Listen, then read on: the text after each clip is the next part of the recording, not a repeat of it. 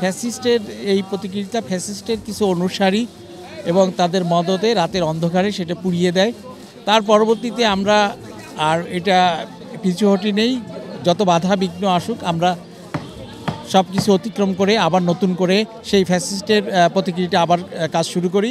প্রায় 70% কাজ এগিয়ে গিয়েছে এবং আমাদের প্রস্তুতি প্রায় সম্পূর্ণ। আগামীকাল আমাদের যে নববর্ষের বাংলা বর্ষবরণের যে র্যালি অনুষ্ঠিত হবে সেই র্যালিতে আমাদের সকল প্রস্তুতি সেইভাবে চলছে এবং এদেশের সর্বসাধারণ এবং বিভিন্ন যে আয়োজক এর মধ্যে থাকবে এবং আমরা সর্ববৃহৎ এবং এটি একটি আনন্দঘন পরিবেশে এই র্যালি অনুষ্ঠিত হবে।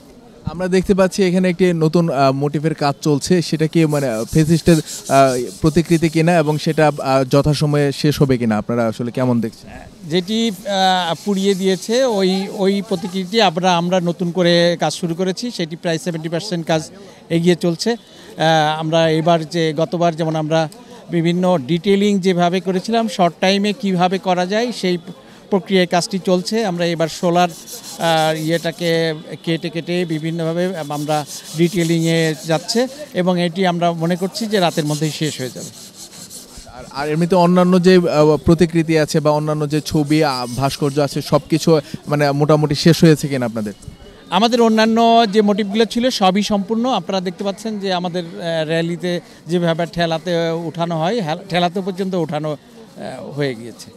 আর কোনো আশঙ্কা আপনারা দেখতে পাচ্ছেন কিনা? আপাতত কোনো আমরা ওরকম আশঙ্কা দেখছি না।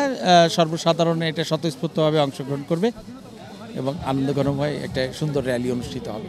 সংক্ষেপে যদি অন্যান্য বছরের পহেলা বৈশাখের সঙ্গে এইবারেরটা একটু পার্থক্য আপনার কাছ থেকে জানতে চাই। এবারের পার্থক্য বলতে এবার আমরা এখন যেটি র্যালিতে এবার আমরা প্রায় 28টি ক্ষুদ্র নৃগোষ্ঠী এখানে এই র্যালিতে অংশগ্রহণ করবে, পাশাপাশি কিছু ব্যান্ড সঙ্গীত শিল্পীরা এটা অংশগ্রহণ করবে এবং সামাজিক সাংস্কৃতিক সংগঠন। এইটি আমরা যেটি আগে কখনো হয়নি সেটা হচ্ছে কোনো ক্ষুদ্র নৃগোষ্ঠীকে আমরা কখনো আমাদের র্যালিকে আমরা তাদেরকে অংশগ্রহণ করতে দেখি নেই বা তাদেরকে কখনো অংশগ্রহণ করার সুযোগ দেওয়া হয়নি। এবার এইটি বলবো যে চমক এবং একটি নতুনত্ব সুন্দর একটি র্যালি অনুষ্ঠিত হবে।